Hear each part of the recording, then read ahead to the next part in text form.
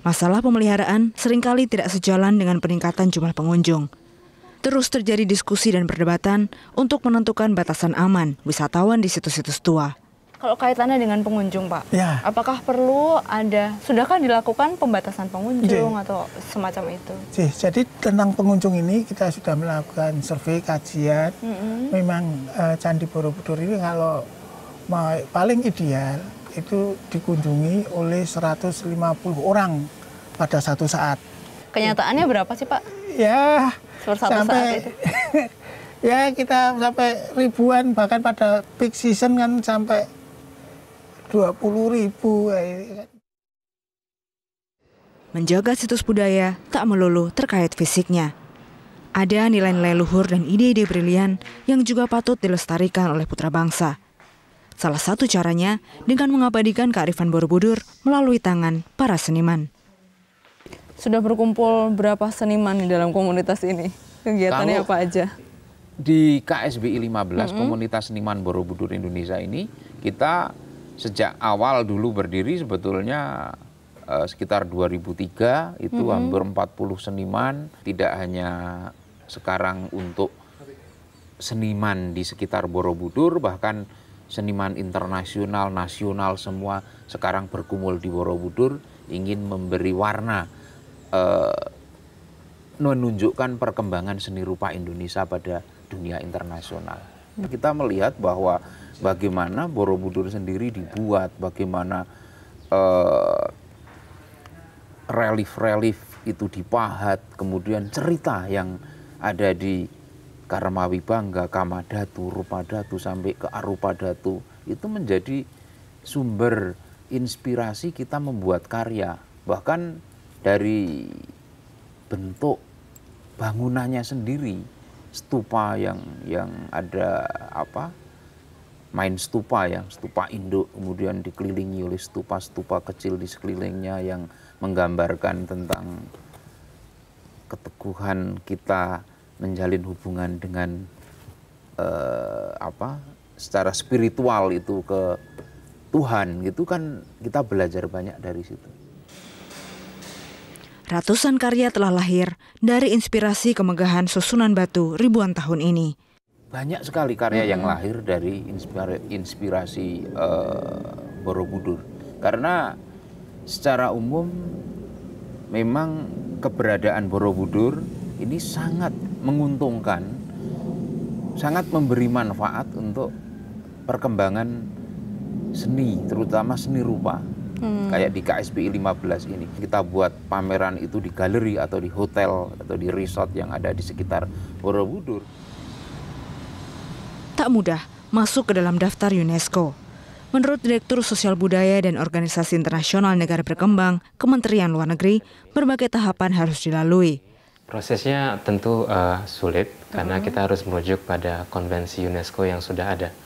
Dan itu konvensi yang selama ini ditetapkan untuk suatu negara mengajukan suatu situs. Pertama yang harus dilakukan adalah tiga tahap. Tahap pertama itu adalah proses pengusulan. Kemudian tahap kedua adalah pendaftaran secara resmi. Selain itu juga ada field visit, kunjungan ke lapangan oleh tim Komite Warisan Budaya UNESCO. Nah, tahap terakhir yang paling krusial adalah nominasi Indonesia akan diserahkan kepada anggota Komite Warisan Budaya. Dan yang mana nanti beranggotakan 21 negara. Nanti mereka yang akan memilih dan menentukan apakah situs tersebut berhak menjadi situs warisan budaya UNESCO. Ada 4 situs di negeri ini yang termasuk dalam warisan budaya dunia versi UNESCO. Masih ada setidaknya 19 situs lagi yang mengantre untuk masuk dalam daftar warisan budaya maupun warisan alam dunia. Sebenarnya sepenting apa sih sebuah situs, sebuah negara mendapat pengakuan dari UNESCO?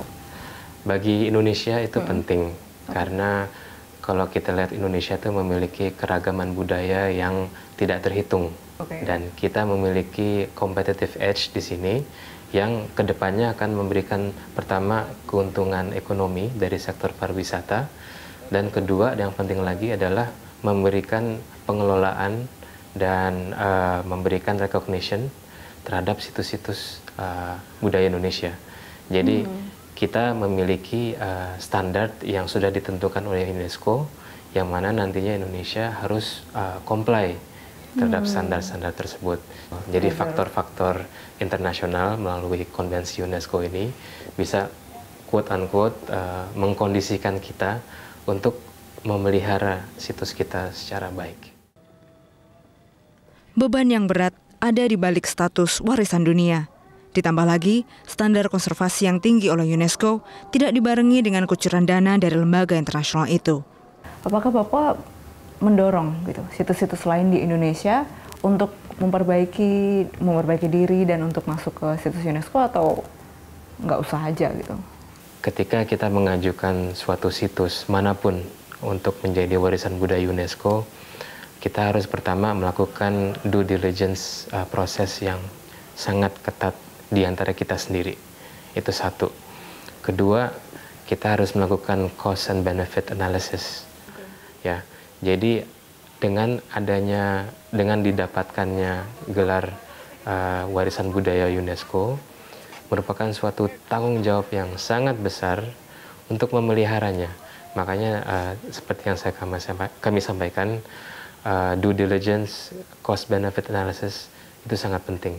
Karena kalau tidak di-maintain secara baik, yang tadinya menjadi suatu hal yang positif untuk dipromosikan, menjadi suatu hal yang negatif, dan pada akhirnya akan menjadi beban nasional dan juga beban anggaran pemerintah. Ada harga yang harus dibayar di balik status mentereng sebagai warisan milik dunia. Beban di balik nama besar, jika tidak ditangani secara serius, justru bisa berbalik, mencederai harga diri bangsa di mata dunia. Kalau Borobudur dari aspek nama, dari aspek peninggalan sejarah, Borobudur sudah memiliki nama. Namun ke depannya banyak pekerjaan yang harus kita lakukan. Dan pekerjaan ini memerlukan suatu koordinasi lintas sektoral, lintas pemerintah, baik itu pemerintah pusat maupun pemerintah provinsi maupun kota dan daerah. Mungkin kalau boleh saya tambahkan lagi, pengelolaan suatu situs seperti Borobudur itu memerlukan suatu penanganan yang khusus. Pesantren bagi para mantan pecandu narkotika, sesaat lagi di 360.